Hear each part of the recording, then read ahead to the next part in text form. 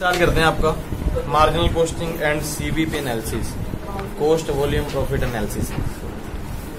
सबसे पहले हमारे पास मार्जिनल कॉस्टिंग का टॉपिक करने जा रहे हैं। उसमें सबसे पहले कॉस्टिंग आती है absorption costing. Absorption costing meaning of full costing भी बोल सकते हैं। कई बार आपको लिखा जाए फुल कॉस्टिंग क्या है या अब्जॉर्प्शन कॉस्टिंग क्या है, दोनों का एक ही मीनिंग है, जिसमें सभी प्रकार की कॉस्टिंग एक साथ इकट्ठी कर ली जाती है। उस तरह की कॉस्टिंग को बोलते हैं अब्जॉर्प्शन कॉस्टिंग। बहुत सिंपल वर्ड में बहुत कुछ इसमें बुक में लिखा हुआ है, लेकिन जब भी ऐसी कोई कॉस्टिंग आप करने जाएंगे, वहां पर किसी भी कंपनी में अगर अब्जॉर्प्शन कॉस्टिंग जा रहा है तो सिंगल प्रोडक्ट होना चाहिए। सिंगल प्रोडक्ट में अब्जॉर्प्शन कॉस्टिंग चल सकती है। आप बोलेंगे number of variety of product चल रहे हैं किसी कंपनी में, वहां पर फुल कॉस्टिंग या फिर अब्जॉर्प्शन कॉस्टिंग लाएंगे, वहां पर ये वैलिड नहीं होती। There is no inventory. जिस कंपनी में कहीं पर कोई इन्वेंट्री नहीं हो रही, वहां पर अब्जॉर्प्शन कॉस्टिंग चल सकती है। मीन्स अलग अलग कॉस्टिंग इन्वेंट्री करने पे लगती है। कंपनी सिर्फ एक ही कॉस्ट मान के चलती है, सिर्फ टोटल मान ली भी हमारा इतना खर्चा हो गया, उसको बोलते हैं हम लोग absorption costing. Overhead recovery rate is based on the normal capacity instead of actual level of activity. जो भी हमारी नॉर्मल कैपेसिटी होगी उसके अकॉर्डिंग हम लोग ओवरहेड मानते हैं। ऐसा नहीं होता कि डिफरेंट डिफरेंट लेवल में हम ओवरहेड निकालने बैठ जाएंगे। अब्जॉर्प्शन कॉस्टिंग में ना तो भी इन्वेंट्री है, एक ही प्रोडक्ट होना चाहिए, जो हमारा बेस है ओवरहेड का वो भी एक ही होना चाहिए, नंबर ऑफ एक्टिविटीज उसमें कोई भी ऐड नहीं होती। अब्जॉर्प्शन कॉस्टिंग के कुछ इन्होंने फीचर्स लिखे हैं, क्या होते हैं इसमें, कहता भी both variable fix cost are chart to the output. हमेशा आउटपुट के ऊपर ही दोनों फिक्स्ड और वेरिएबल कॉस्ट दोनों को इकट्ठा करके ही लगा दिया जाता है। देयर मे भी कहता अंडर या फिर ओवर अब्जॉर्प्शन ऑफ ओवरहेड। खर्चे ज्यादा भी हो सकते हैं, कम भी हो सकते हैं, लेकिन इसमें कभी भी फाइंड नहीं किया जाता। स्टॉक हमेशा फुल वैल्यू के अकॉर्डिंग ही वैल्यू में लिया जाता है। जैसे लिखा वैल्यू एट फुल कॉस्ट, जितनी हमारी स्टॉक के ऊपर पैसे लगे होंगे उसके अकॉर्डिंग ही स्टॉक की वैल्यू निकाली जाती है। इसमें कोई मेथड अलग से नहीं लेते, भी प्रॉफिट के हिसाब से लेके चल रहे हैं 8% 10%, इस हिसाब से कुछ भी वैल्यूशन नहीं बनाती। जितना हमारे पास स्टॉक आया होगा जितने पैसे का, उसके अकॉर्डिंग उसकी वैल्यू रखी जाती है। Cost per unit output varies with the change in level of output. जैसे जैसे आउटपुट चेंज होगा, कॉस्ट पर यूनिट भी चेंज होती चली जाएगी।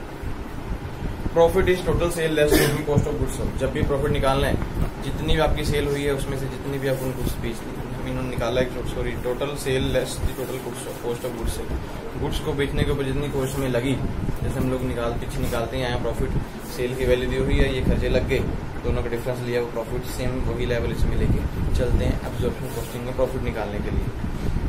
Fixed factory expensive are including unit cost and inventory value. इसमें फिक्स्ड खर्चे होते हैं, कुछ भी हम ऐसे नहीं बोल सकते वेरिएबल खर्चे बार बार बढ़ने लगे, कम होगी, बढ़ती होगी, टोटल वैल्यू एक ही फिगर में ले जाएंगी, सब अब्जॉर्प्शन कॉस्टिंग अप्लाई होगी। इसके advantage easy to calculate, easy to understand, ये तो सभी में आप लिख सकते हैं। इसमें प्राइस डिटर्मिनेशन हमें बार बार नहीं करनी पड़ती, सिंगल जो प्राइस एक बार हमने ले ली उसके ऊपर ही काम करता है, ये भी इसका एडवांटेज है।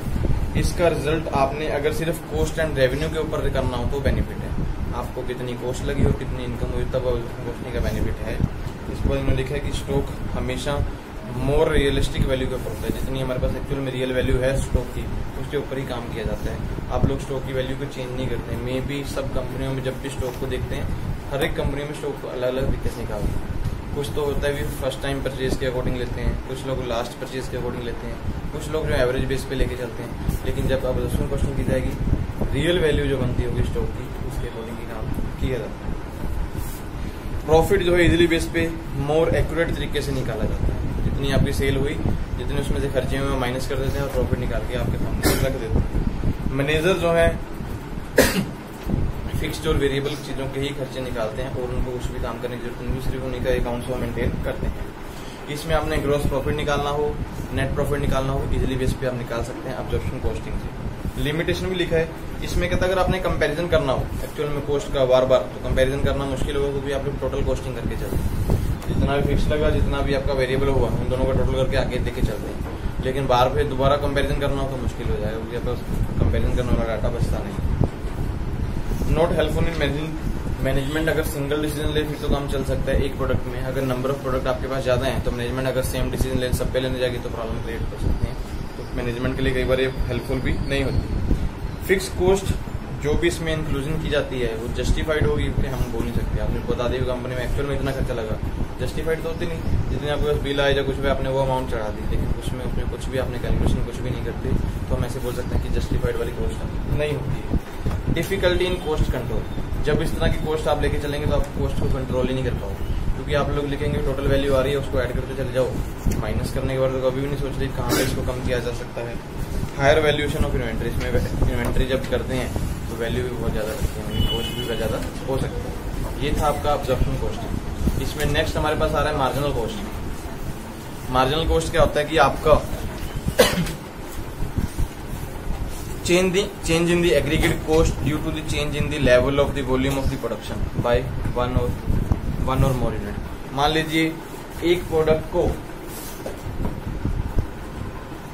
100 प्रोडक्ट बनाए हैं, जिसको बनाने के लिए हमारे पास 10 लेबर लगे। अगर हमारे पास यही लेबर 11 कर दी जाए तो हमारी आउटपुट में कितना चेंजेस आया, उसको बोलते हैं मार्जिन। मान लो 100 प्रोडक्ट बनाने में 10 लेबर लग रहे थे, जब 11 लेबर यूज की तो 110 आ गई, जो चेंजेस आया 10 का आया उसको क्या बोलेंगे, ठीक है। इस तरह से ये मार्जिनल वॉल्यूम में आ गया, यहाँ पे मार्जिनल कॉस्ट में आ गया। जो ऐसा ही बोल सकते हैं 100 प्रोडक्ट बनाने के लिए 10 लेबर लग रही हैं, तो 110 प्रोडक्ट बनाने के लिए कितनी लेबर लगेगी, 10 से काम तो चलने में हो सकता है 12 भी लग सकती है, हो सकता है 11 भी लग सकती है। जो भी हमारी कॉस्ट में चेंजेस आएगा अपनी प्रोडक्शन की वॉल्यूम में चेंजेस करने पे, उसको हम बोलते हैं मार्जिनल कॉस्ट। एग्रीगेट में बात होती है, मतलब टोटल में बात होती है। एग्जाम्पल इन्होंने लिखा भी है, जब भी कोई मार्जिनल कॉस्ट निकालने बैठोगे तो नॉर्मली हमेशा हम लोग डायरेक्ट लेबर को लेके चलते हैं, या डायरेक्ट मटेरियल को लेके चलते हैं, या फिर जो भी हमारे वेरिएबल पार्ट में जो भी डायरेक्ट एक्सपेंसिव जैसे ओवरहेड जो भी डायरेक्ट बेस पे बनते हैं, वही इन चीजों को साथ में लेते हैं। मीन्स आपके जो भी डायरेक्ट खर्चे होंगे, हमने लेबर की एग्जाम्पल ली है, जैसे भी बोल सकते हैं अभी 100 प्रोडक्ट बनाने के लिए 50 रुपए का रॉ मटेरियल लग रहा है।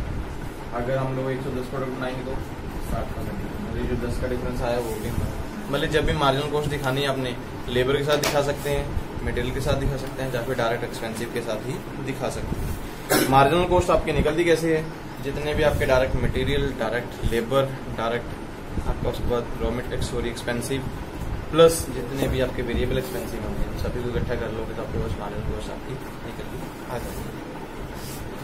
फिर आता है कि अगर आपने इनकम निकालनी हो मार्जिन कॉस्टिंग में इनकम निकालनी है तो फॉर्मूला इन्होंने बहुत सिंपल तरीके से लिखा हुआ है। जो भी आपकी सेल होगी उसमें माइनस करेंगे वेरिएबल एक्सपेंसिव, ठीक है जी। सेल में वेरिएबल एक्सपेंसिव माइनस कर दिए जाएंगे तो आपके पास बचेगा क्या,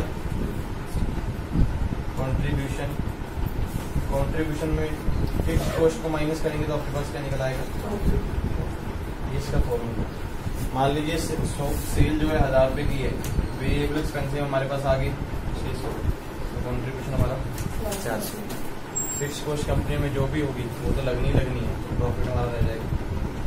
अगर हम लोग 1000 रुपए की सेल कर रहे हैं उसमें 200 रुपये इसी हिसाब से हम लोग, जब आगे जाके आपके पास फॉर्मूले आएंगे, पीवी रेशियो निकाल लो या फिर कॉस्ट वॉल्यूम प्रॉफिट एनालिसिस निकाल लो, तब वो वहाँ पे पूछा है तभी कंट्रीब्यूशन कैसे निकल रहा है, सेल माइनस वेरिएबल कॉस्ट आपका कंट्रीब्यूशन का ही फॉर्मूला है। कई बार बार कंट्रीब्यूशन ना करने को बोलो तो यहीं पर ही आप याद रख लेंगे। मार्जिनल कॉस्टिंग के कैरेक्टरिस्टिक क्या हैं, जब भी मार्जिनल कॉस्टिंग की जाएगी दोनों फिक्स्ड और वेरिएबल कॉस्ट को सेग्रीगेट किया जाएगा। अब्जॉर्प्शन कॉस्टिंग में क्या होता है, दोनों को इकट्ठा किया जाता है, मार्जिनल में दोनों को अलग किया जाता है। ये जो टेक्निक है मार्जिनल कॉस्ट की, हम ये भी देखते हैं कि हमारी वॉल्यूम ऑफ आउटपुट पे क्या चेंजेस पड़ रहे हैं, अगर हम लोग अपने खर्चों में कुछ चेंजेस कर रहे हैं, इसके लिए यूज की जाती है, अदरवाइज इसकी यूज करने की हमें कोई जरूरत नहीं पड़ती। सेलिंग प्राइस मार्जिनल कॉस्ट से हमेशा प्लस में चलती है, इसका ये भी बेनिफिट है, जब भी हम मार्जिनल कॉस्ट निकालेंगे तो हम इजीली इस पे सेलिंग प्राइस भी सेटअप कर सकते हैं कि हमें कुछ भी चेंजेस आने पे क्या बेनिफिट हो रहा है, नुकसान हो रहा है, उससे हम देख लेंगे, उसके अकॉर्डिंग अपनी सेलिंग प्राइस भी सेटअप कर सकते हैं। स्कोप ऑफ मार्जिनल कॉस्टिंग कहता है कहाँ पे हम लोग यूज कर सकते हैं। सबसे पहले तो कहता है कॉस्ट को कंट्रोल करने के लिए। अब्जॉर्प्शन में तो क्या था, अभी सारी कॉस्ट को टोटल कर लेते थे, लेकिन मार्जिनल में आपके पास डिफरेंट कॉस्ट होंगी, फिक्स्ड भी होगी, वेरिएबल भी होगी, जहाँ पे आपको लगता है कम किया जा सकता है तो हम भी कर लेंगे। जैसे यहाँ पे मैंने एग्जांपल ली कि 100 प्रोडक्ट बनाने के लिए 10 लेबर है, 110 बनाने के लिए कितनी लेबर चलेगी, हो सकता है 11-12 भी लग जाए, हम लोग कोशिश करेंगे 11 पे लिखें तो हमें ज्यादा फर्क ना पड़े, उसके अकॉर्डिंग हम कुछ भी काम कर सकते हैं। प्रॉफिट प्लानिंग, जब आपको कहता है अपना खर्चों के बारे में पता लग जाएगा, प्रॉफिट की प्लानिंग इजीली बेस पे कर सकते हो। आपको पता है प्रोडक्ट बनाने में इतना खर्चा आ रहा है, तो प्रॉफिट हम किसी से सेटअप करना है, ये भी आप कर सकते हैं मार्जिनल कॉस्टिंग से। इवैल्यूएशन ऑफ परफॉर्मेंस, हमारी परफॉर्मेंस के ऊपर क्या फर्क पड़ रहा है आउटपुट चेंजेस करने पे, तो उसके ऊपर भी हमें इन्फॉर्मेशन मिल जाएगी। फिक्सेशन ऑफ सेलिंग प्राइस, आपने सेलिंग प्राइस सेटअप करनी है तो मार्जिनल कॉस्टिंग को देखते हुए आप सेलिंग प्राइस भी सेटअप कर सकते हो। अगर आपको लगता है कि आपका इतना प्रॉफिट होना चाहिए उसके अकॉर्डिंग आप सेलिंग प्राइस भी सेटअप करने को, तभी भी अगर आपने खर्चे कम किए होंगे तो। लास्ट में मेक और बाय डिसीजन। मार्जिनल कॉस्टिंग से हम ये भी डिसीजन कर सकते हैं कि हमें प्रोडक्ट बनाना चाहिए या बाहर से खरीद के बेचना चाहिए। बहुत सारी कंपनी इसमें भी चलते हैं, हमें पता है कि प्रोडक्ट बेचने पे हमें साथ में कोई प्रोडक्ट और भी बेचना पड़ता है, तभी हमारा प्रोडक्ट बिक रहा है। वो प्रोडक्ट हम बनाएंगे, हमें कितनी कॉस्ट लगेगी, अगर ज्यादा कॉस्ट लग रही है तो हम बाहर से खरीद के बेच देंगे, जिसमें कम कॉस्ट में बेनिफिट होता है। ये काम भी कंपनी में मार्जिनल कॉस्टिंग से किया जा सकता है। इंपॉर्टेंस बेनिफिट वाले सेम एक ही पॉइंट होंगे। डिफरेंस हमने पहली बात कर लिया। अब्जॉर्प्शन में टोटल कॉस्ट ली जाएगी, मार्जिनल में सेग्रीगेट किया जाएगा कॉस्ट को। मार्जिन कॉस्ट जो है हम हमेशा कहता अभी वेरिएबल पॉइंट पर लेके चलते हैं, वेरिएबल कॉस्ट हम अलग अलग तरीके से लेके चलेंगे, लेकिन एब्जॉर्प्शन कॉस्टिंग में सिर्फ फिक्स कॉस्ट को ही साथ में लेके चलते हैं। मार्जिनल कॉस्टिंग जो है कॉस्ट को दो कैटेगरी में डिवाइड करती है, लेकिन एब्जॉर्प्शन कॉस्टिंग कॉस्ट को सिर्फ एक ही कैटेगरी में रखती है। यही पॉइंट इन्होंने बार बार घुमा के लिखा है। मार्जिनल कॉस्टिंग से कहता आप लोग प्रॉफिट इजिली बेस पे निकाल सकते हो, आपकी प्रॉफिट की रेशियो क्या है, लेकिन आपके पास जब भी टोटल प्रॉफिट की बात आएगी तो वो एब्जॉर्प्शन कॉस्टिंग से निकलता है। लेकिन मार्जिनल कॉस्टिंग में आपके पास नेट प्रॉफिट निकल के आ जाएगा कि हमारे इतने, जैसे यहाँ पे सेल से वेरिएबल खर्चे माइनस किए कंट्रीब्यूशन आ गया, हमारे पास ये भी प्रॉफिट होता है जिसको हम ग्रोस प्रॉफिट बोलते हैं। जैसे हम लोग निकालते हैं ना अपने प्रॉफिट एंड लॉस निकालते हैं, सेल परचेज के हिसाब से ग्रोस प्रॉफिट निकल जाता है, वहाँ पे जो भी हमारे डायरेक्ट खर्चे होते हैं वो माइनस करते हैं तो हमारे पास ग्रोस प्रॉफिट। इसमें से जो हमारे फिक्स खर्चे हैं जो कंपनी में हुए होते हैं वो माइनस करेंगे तो नेट प्रॉफिट। लेकिन आपके पास एब्जॉर्प्शन कॉस्टिंग में कुछ भी डायरेक्ट नेट या ग्रोस प्रॉफिट नहीं होता, वहाँ पे सिंपल होता है कि जितनी आपकी कॉस्ट लगी सेल में से माइनस कर दो, आपके पास प्रॉफिट निकल के आ जाएगा। मार्जिनल कॉस्टिंग में हमारे पास टोटल कॉस्ट ईच प्रोडक्ट की निकाल सकते हैं। मतलब नंबर ऑफ प्रोडक्ट आपके पास कंपनी में है तो मार्जिनल कॉस्टिंग अप्लाई हो सकती है, लेकिन एब्जॉर्प्शन कॉस्टिंग अप्लाई करने के लिए सिर्फ सिंगल प्रोडक्ट होना चाहिए, तब कंपनी काम इसके ऊपर कर सकती है। फिर बार बार नेक्स्ट क्वेश्चन जो आ रहा है सीवी पैनल से, ये आपके पास इन्होंने क्वेश्चन करके दिखाया वैसा ही है सेम, इसको फॉर्मूले को लिए हुए सेल में से वेरिएबल कॉस्ट माइनस किए हैं। इस तरह का हमें क्वेश्चन आने वाला नहीं है, सिर्फ हमें कॉन्ट्रीब्यूशन क्या होगा, प्रॉफिट क्या होगा, इस तरह के आगे क्वेश्चन हमें आएंगे। फिर हमारे पास आ रहा है सीवीपी एनालिसिस, जिसको बोलते हैं cost volume profit analysis. Cost volume profit analysis ये कंपनी की ऐसी एक्टिविटी है जब भी कंपनी अपनी कंपनी में प्रॉफिट को बढ़ाने के लिए यूज करती है। किसी भी प्रोडक्शन कोई वॉल्यूम को कितनी कॉस्ट हमें लग रही है जिससे हम अपने प्रॉफिट को सेटअप कर सकें, इसके लिए सीवीपी एनालिसिस निकालते हैं। देखो उन्होंने लिखा भी है selling price per unit total sale amount, हमारे पास एक ये इन्फॉर्मेशन निकल के आ जाएगी। टोटल कॉस्ट विच में भी फिक्स्ड और वेरिएबल, कोई भी खर्चा हो सकता है जो फिक्स्ड भी वेरिएबल भी। वॉल्यूम सेल आपके पास होनी चाहिए, तब आप सीवीपी एनालिसिस निकाल सकते हैं। According to the CIMA London लिखा हुआ उन्होंने, CVP analysis is the study of effect the future profit of change in the fix cost, variable cost, sale price and quantity and mix. हमारे future profit के ऊपर कितना फर्क पड़ेगा उसके लिए सीवीपी एनालिसिस निकालते हैं। क्या चेंजेस करने पे, चाहे फिक्सर्स में चेंजेस आए, चाहे वेरिएबल में चेंजेस आए, चाहे प्रोडक्शन में चेंजेस आए, या फिर प्रोडक्शन मिक्स में कोई चेंजेस आए। मिक्स का मतलब होता है नंबर ऑफ प्रोडक्ट एक टाइम पे बेच रहे हैं तो उनमें कोई चेंजेस आए तो हमारे फ्यूचर में हमारे प्रॉफिट के ऊपर कितना फर्क पड़ सकता है, उसको बोलते हैं सीवीपी रेशियो या फिर सीवीपी एनालिसिस। इसके ऑब्जेक्टिव क्या होते हैं, कंपनी अपना मिनिमम लेवल ऑफ सेल जो है उसको मेंटेन रख सके ताकि उनको बार बार लॉस ना सफर करना पड़े, क्योंकि अवॉइड करते हैं वो लॉस को। हमारा जो डिजायरेबल प्रॉफिट लेवल है उसको ऑलवेज अचीव करके रखें हम लोग। कंपनी मान के चलते हैं कि 60% 50% जो भी प्रॉफिट निकाल के रखें वो हमारे पास मेंटेन रहे, इसके लिए भी सीवीपी एनालिसिस रखा जाएगा। उसके बाद हमारे पास जो भी एक प्रॉफिट को अचीव करने के लिए सेल का जो लेवल है वो कभी डाउन ना हो, उसके लिए भी सीवीपी एनालिसिस हमेशा मान के चलेंगे। सीवीपी एनालिसिस से कहता कंपनी को किस मार्केट में किस ग्राउंड पे जाके बेनिफिट हो सकते हैं, इसके लिए भी सीवीपी एनालिसिस किया जाता है। सीवीपी एनालिसिस से हम ये भी देख सकते हैं कंपनी को प्रोडक्ट मिक्स में सेल करने हैं या फिर सिंगल प्रोडक्ट के साथ मार्केट में आना है, इसके लिए भी सीवीपी एनालिसिस कंपनी लेके चलती है। ये देखिए मार्जिनल कॉस्ट की इन्होंने इक्वेशन आपके पास रखी हुई है। सबसे पहले कहता है अगर आप लोग मार्जिनल कॉस्ट की इक्वेशन सेल निकालने जा रहे हो तो सेल किस तरह निकलेगी, variable cost, fixed cost plus profit, इन तीनों चीजों को प्लस कर लो तो भी सेल निकल के आएगा। एक और इक्वेशन है sale minus variable cost is equal to fixed cost plus profit, ये भी एक इक्वेशन चल जाती है। एक इक्वेशन ये भी है sale minus variable cost is equal to the contribution हो गया। ये इक्वेशन आपके पास आगे काम आएंगी। कंट्रीब्यूशन लिखा आगे, कंट्रीब्यूशन का हमने पहले देख लिया कि कंट्रीब्यूशन अगर आपने निकालना है दो तरीके से निकल के आ सकता है। सेल माइनस वेरिएबल कॉस्ट कर देंगे तो कंट्रीब्यूशन निकलेगा। बाय द वे अगर आपके पास कोई क्वेश्चन ऐसा आ जाए कि वेरिएबल कॉस्ट नहीं दी, सेल कॉस्ट नहीं दी, आप उस तरह से निकाल सकते हैं। जो भी आपकी फिक्स कॉस्ट होगी प्लस प्रॉफिट, इन दोनों को प्लस कर लोगे तो भी आपके पास कंट्रीब्यूशन निकल के है। कई बार क्वेश्चन ऐसा होता है जिसमें फिगर्स चेंज करके दिए हैं तो कंट्रीब्यूशन दो तरीके से निकल सकता है। नेक्स्ट हमारे पास आ रहा है पीवी रेशियो, जिसको हम प्रॉफिट वैल्यू रेशियो भी बोलते हैं। PV ratio also known as show the relationship of contribution to the sale. Contribution का सेल के साथ क्या रिलेशनशिप है उस रेशियो को बोलते हैं हम लोग पीवी रेशियो। इसको अगर निकालना है डिफरेंट फॉर्मूले। सबसे पहले तो पीवी रेशियो निकालने का फॉर्मूला है contribution divide by sale multiply by 100। जितना भी कंपनी का कंट्रीब्यूशन आया होगा उसको डिवाइड कर देंगे सेल से, मल्टीप्लाई बाय कर देंगे 100 से, तो आपके पास निकल के आ जाएगी पीवी रेशियो।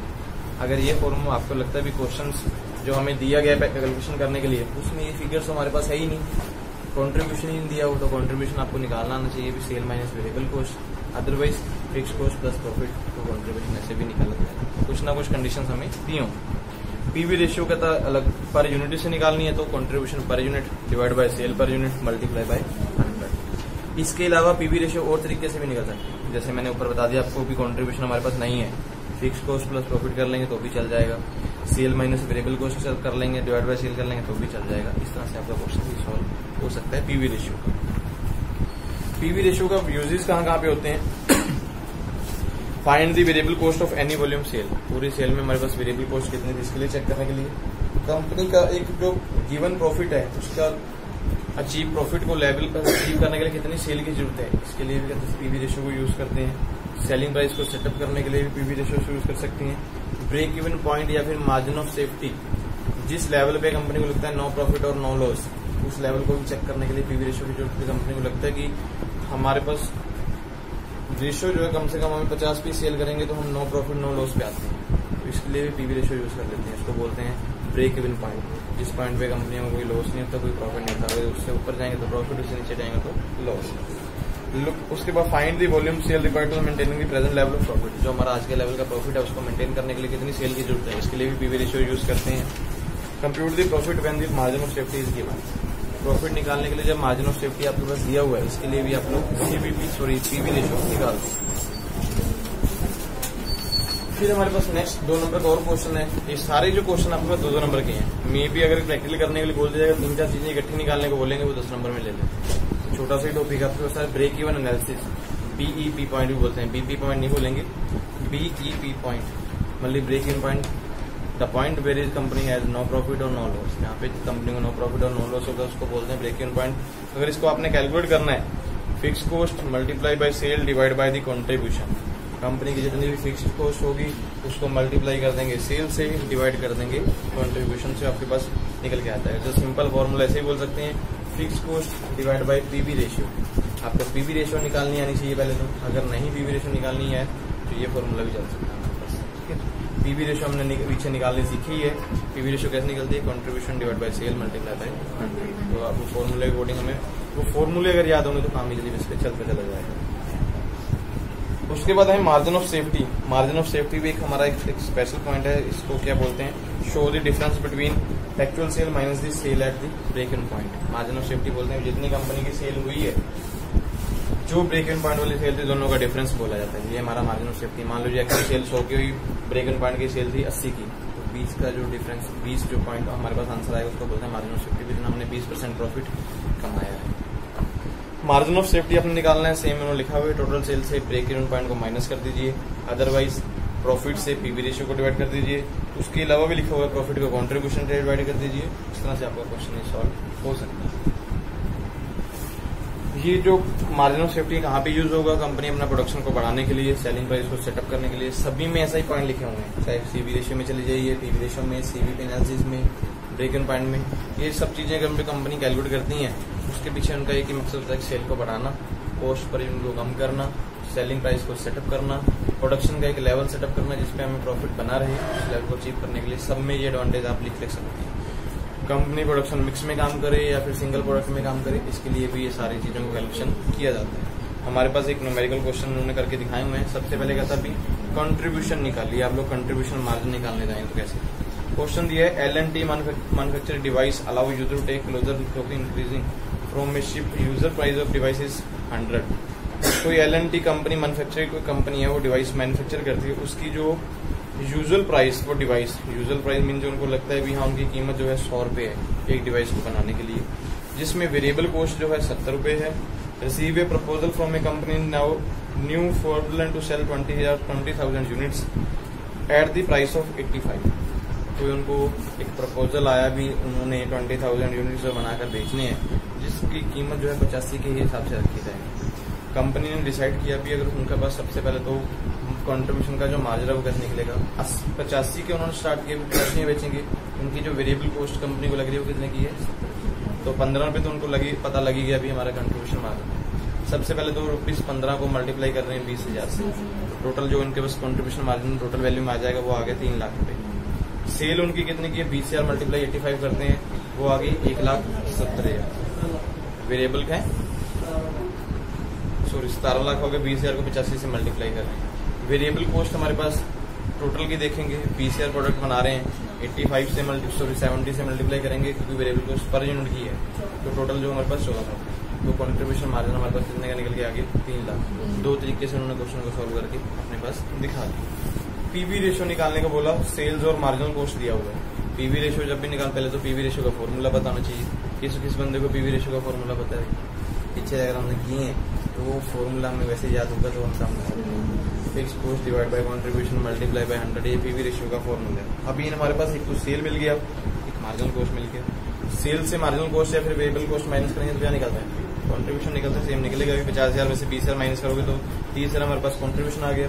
अभी पीवी रेशियो निकालनी है, contribution divide by sale. Contribution हमारे पास 30,000 का आ गया, सेल हमारे पास 50,000 की है, तो 60% की हमारे पास क्या निकल के आ गया, पीवी रेशियो। कंपनी का जो प्रॉफिट का रेशियो है वो 60%। Break even analysis, break even analysis का हमने फॉर्मूला पढ़ा था, fix cost multiply by the sale per unit divide by the ऐसा कुछ डिवाइड बाय दी कौन सेल था या कंट्रीब्यूशन का पॉइंट था, हमने शायद पीछे पढ़ा था। मे भी एक बार चेक भी कर लेते हैं। ब्रेक इवन पॉइंट का ये पढ़ा है, fix cost multiply sale divide by contribution. इस तरह से हमारे पास ये क्वेश्चन सॉल्व होगा। हमारे पास सेलिंग प्राइस दी है 20 per unit, variable cost 14 per unit, fix cost जो है 60,000। ब्रेक इवन पॉइंट निकालने जाना तो सबसे पहले 60,000 को मल्टीप्लाई कर लेंगे जो हमारे पास सेल की वैल्यू। फिक्स कॉस्ट कितनी है, 20 रुपये है, और फिक्स कॉस्ट 60,000 है, सेलिंग प्राइस जो 20 है, तो 60,000 को 20 से मल्टीप्लाई किया तो हमारे पास आंसर जो आ रहा है वो आ रहा है 12 लाख। डिवाइड कर दे रहे हैं हम लोग कंट्रीब्यूशन पर यूनिट, 6 से डिवाइड कर दें तो हमारे पास आंसर जो निकल के आया वो 2 लाख। तो break even point contribution per unit के अकॉर्डिंग डालेंगे तो 10,000 यूनिट्स का निकल के आ रहा है जो हम निकाल के ब्रेक इवन पॉइंट। अगर 10,000 यूनिट्स कंपनी बनाती है तो उनको नो प्रॉफिट और नो लॉस पे चलते हैं। इससे ऊपर जाएंगे तो प्रॉफिट कमाएंगे, इससे नीचे जाएंगे तो लॉस। ये क्वेश्चन आपको मे बी आपके पेपर में ऐसे भी प्रैक्टिकल वाले आ सकते हैं, मे बी एक क्वेश्चन शायद आपके पीछे बुक में दिया भी हो कैलकुलेशन करने के लिए। कैलकुलेट फिक्स इज नंबर 194 पे क्वेश्चन दिया है। Following information available from March 2019 and 2020, जिसमें 2019 और 2020 का डाटा दिया हुआ है। सेल दी है 2 साल की, प्रॉफिट दी है 2 साल का। आपको कहता भी पीवी रेशियो निकालना है, फिक्स एक्सपेंसिव निकालने हैं, ब्रेक इवन सेल निकालना है। Sale required to earn a profit of 90 lakh, 90 lakh का प्रॉफिट अर्न करने के लिए कितनी सेल की जरूरत है। प्रॉफिट और loss that would be rise in sale worth 300 lakh. Profit क्या होगा या लॉस क्या होगा अगर हम लोग सेल अपनी 300 लाख की कर देते हैं। तो ये क्वेश्चन आपको सॉल्व करने हैं। ये क्वेश्चन बाई द वे आप निकाल के देखते हो। सबसे पहले पीवी रेशियो कैसे निकलेगा करके देखना। क्वेश्चन में भी नहीं पता लगे तो हम नेक्स्ट क्लास में इसको डील कर लेंगे। इसी में हमारे पास था भी अगर जो भी ये चीजें आप लोग कैलकुलेशन करते हैं, चाहे आप ब्रेक इवन पॉइंट निकालते हैं, चाहे आप सीवी पे एनालिसिस करते हैं, कॉस्ट वॉल्यूम प्रॉफिट के बीच में से पूछ आते हैं, break even point, margin of safety, सब कुछ इसी में आते हैं। इन सभी चीजों को निकालने के पीछे कंपनी के क्या मेन रीजन हो सकते हैं। मेन जो 10 नंबर आपको थ्योरी में क्वेश्चन आ सकता है क्यों कंपनी सीवी में एनालिसिस करती है। कुछ पॉइंट्स हैं जिन चीजों को कंपनी डील करने के लिए काम करती है। सबसे पहले तो कंपनी देखती है की फैक्टर और लिमिटिंग फैक्टर, कि हमारी कंपनी में हमारे लिए सेल के जो मेन फैक्टर या फिर प्रॉफिट के कौन से मेन फैक्टर हैं, उन चीजों को चेक करने के लिए कंपनी जो है सीवी पे एनालिसिस करेगी। दूसरा जो काम करती कंपनी कहती है मेक और बाय। जो प्रोडक्ट हम लोग बना के मार्केट में सेल कर रहे हैं उसकी कीमत हमें कम पड़ रही है या फिर बाहर से खरीद के हम बेचें उसका बेनिफिट हमें ज्यादा होगा, इसके लिए भी कंपनी सीवी में एनालिसिस करती है। तीसरा point suitable product mix. Company एक प्रोडक्ट के साथ मार्केट में प्रॉफिट नहीं कमा सकती, तो किन प्रोडक्ट को बेचकर कंपनी प्रॉफिट कमा सकती है, इस चीज को चेक करने के लिए भी सीवीपी एनालिसिस किया जाएगा। Exploring new markets, single market में काम करते रहेंगे तो मे बी लेवल प्रॉफिट का एक ही बना रहेगा, किन मार्केट्स में हमारा बेनिफिट और ज्यादा हो सकता है, इसके लिए भी सीवीपी एनालिसिस करेंगे। Maintain desire level of profit, किस लेवल पे जाके हमें प्रॉफिट बेनिफिट मिल रहा है। जैसे हमने पीछे बोला कि कंपनी की पीवी रेशियो में बताया कि 60% की, तो उनको पता है कि 60% हमें प्रॉफिट कमाना, तो कितनी सेल करनी होगी, उसका हमें लेवल एक सेटअप करना होगा, तो ये भी चीज चेक करने के लिए। अल्टरनेट मेथड ऑफ प्रोडक्शन, जिस मेथड से वो प्रोडक्शन कर रहे हैं क्या उसके हमारे पास अल्टरनेटिव मेथड है या नहीं है, उन चीजों को चेक करने के लिए भी कंपनी सीवीपी एनालिसिस करती है। डिसकंटिन्यू और प्रोडक्ट लाइन, जो प्रोडक्ट की लाइन हमारे पास चल रही है, जो प्रोडक्शन चल रहे हैं, उसको डिसकंटिन्यू कर दें या फिर रनिंग में चलते रहने दें, इसके लिए भी सीवीपी। अभी कंपनी को लगता है कि लगातार हम लॉस में जा रहे हैं, तो डिसीजन क्या लेंगे, डिसकंटिन्यू करने का, नया प्रोडक्ट को लेके चलेंगे, या फिर प्रॉफिट लेवल बढ़ रहा है तो कंटिन्यू कब तक कर सकते हैं। इस कुछ चीजों को चेक करने के लिए कंपनी जो है सीवीपी एनालिसिस करती है। इन चीजों को आगे उन्होंने ऐसे ही बढ़ा के आगे लिखा हुआ इन पॉइंट्स को, आप लोग ये 5 से 7 पॉइंट जो भी माइंड में रखेंगे, इसके लिए ही कोई भी कंपनी जो है सीवीपी एनालिसिस करेगी। जो आपके पास ये प्रैक्टिकल क्वेश्चन है 2-2 नंबर में आ सकते हैं। पीवी रेशियो कैलकुलेट करो, सीवीपी एनालिसिस करो, ब्रेक इवन पॉइंट निकालो, मार्जिन ऑफ सेफ्टी निकालो। तो अगर आपको फॉर्मूले माइंड में होंगे तो इजीली बेस पे क्वेश्चन सॉल्व करना है। कॉन्ट्रीब्यूशन निकाल लो, बस सॉल्व हो जाएगा।